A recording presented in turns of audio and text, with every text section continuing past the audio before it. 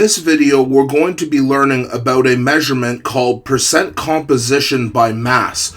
Percent composition by mass is important in diagnostic chemistry because whenever we discover a new compound, it's very difficult to learn its new formula directly, and normally the first measurement that we can find of a new compound is its percent composition by mass. In order to explain what this measurement means, it's actually easiest to do a sample problem in order to illustrate its meaning. So when determining the percent composition by mass of a compound, the first step is always to find the total molar mass. So if we go to our periodic table, we're going to need the molar masses of carbon, hydrogen, and oxygen. So if we go up here, carbon's is 12.01 grams per mole, oxygen's is 16 grams per mole, and hydrogen's is 1.01 grams per mole. So when we go back, next we need to count the number of each individual atom. So let's start with carbon here. Carbon's molar mass is 12.01 grams per mole, and we have 6 carbons. We know that 12 times 6 is 72, so 12.01 times 6 is 72.06 grams per mole, and that is the total mass of all carbon within this compound, C6H12O6. Next, we can do hydrogen. Hydrogen has a molar mass of 1.01. There are 12 hydrogens. So 1.01 times 12 is a fairly simple 12.12. And finally, oxygen, which has a molar mass of 16, and there are 6 oxygens in this compound here. 16 times 6 comes out to exactly 96. Now, we've actually accomplished 2 steps here because the second step is to find the total molar mass of each element within this compound. Next, we add them together in order to find the total mass, and if we do that,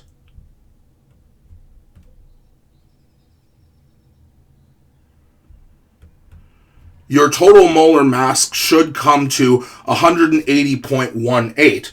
Now, to find the percent composition by mass, what we're doing is we are finding what percent of this total molar mass of our compound consists of carbon, consists of hydrogen, and consists of oxygen. So there are 3 separate calculations we need to do. Firstly, if we take the total molar mass of carbon and divide that by the total molar mass and express that as a percentage here, that would be 72.06 divided by 180.18, which comes to approximately 0.044 or 4000. And again, if we multiply this by 100%, that comes to approximately 40.00%.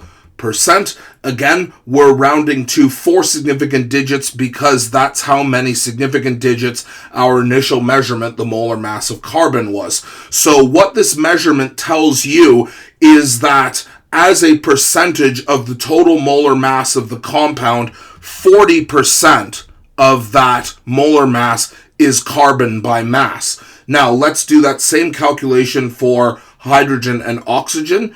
12.12 divided by 180.18.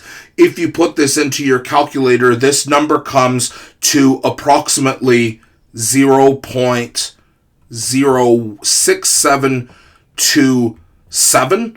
And again, if we multiply this by 100 to express it as a percentage, this comes to approximately 6.727%.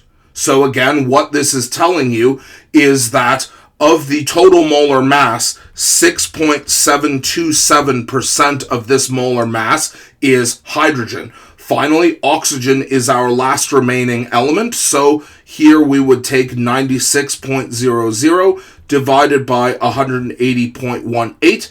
If you put this into your calculator, this comes to approximately 0.5328, and when we express this as a percentage, it comes to 53.28%, which again tells us that oxygen as a percentage of the total molar mass of C6H12O6 comes to 53.28% by mass. And if you add these percentages up, you should get exactly 100 or somewhere close to it. Any discrepancy is because of rounding.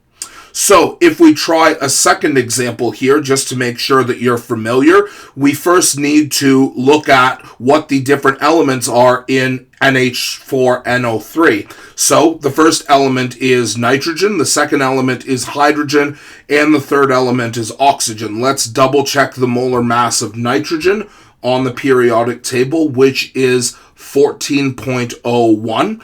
Now, we take a look at the chemical formula, and we see that there are two nitrogens, so 14.01 times 2. We know that 14 times 2 is 28, so 14.01 times 2 is 28.02. We remember the molar mass of hydrogen and the molar mass of oxygen from the previous question, so we see there are 4 hydrogens, so 1.01 times 4 comes to 4.04, and we see there are 3 oxygens, so 16 times 3 should come to 48, and if we add the molar masses of each element together, we should get exactly 80.06 grams per mole. Now, we remember the formula for percent composition for each element is to take the total molar mass of each element and divide it by the molar mass of the overall compound and express that as a percentage.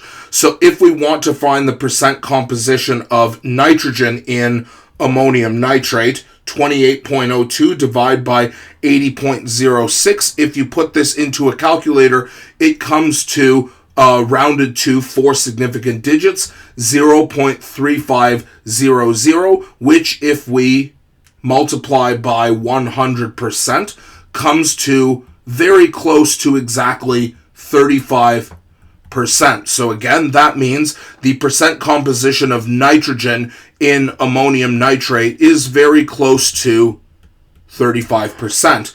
If we do the same calculation with hydrogen, 4.04 divided by 80.06. If you put this into your calculator, this comes to approximately 0.0505. Again, you'll note that there are only 3 significant digits here because the total mass of hydrogen only has 3 significant digits. So if we multiply this by 100% to express it as a percentage, this comes to approximately 5.05%, which means the percent composition by mass of hydrogen in this compound is just over 5%. Now, if we do the final calculation with oxygen, let's take our total mass of oxygen, 48 grams per mole, and divide by the total molar mass of the compound. And if you do this, this comes to approximately 0.5996, again with 4 significant digits, because that's how many our initial measurements had.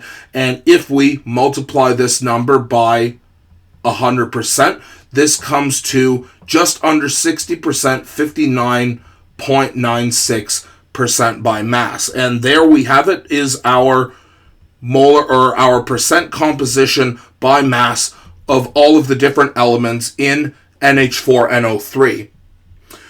To double check that you know how to do this by yourself, there are ample practice problems below, and in the next video, we are going to be looking at the specific application of how we can use percent composition by mass in order to determine the chemical formula of compounds that we have never seen before.